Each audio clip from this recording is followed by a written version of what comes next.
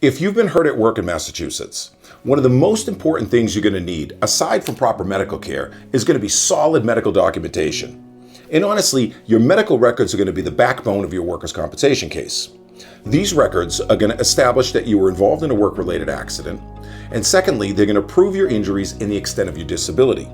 And these records are going to be essential to making sure that you're successful in your workers' compensation case and that you get the benefits that you deserve.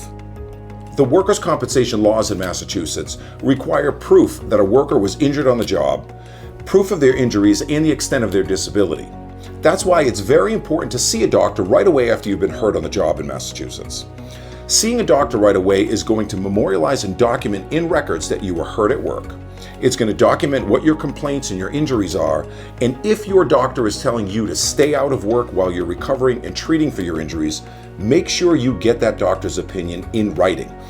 The doctor should give you a disability note, and if they don't, make sure you ask for one, because having a note from your doctor that says to stay out of work is going to be one of the most critical components to your workers' compensation case.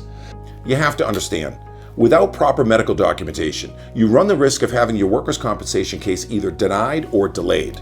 And if you have to file a claim at the Massachusetts Department of Industrial Accidents, you're going to need your medical notes as well as a disability note to file your claim and support and substantiate your case when you argue before a judge.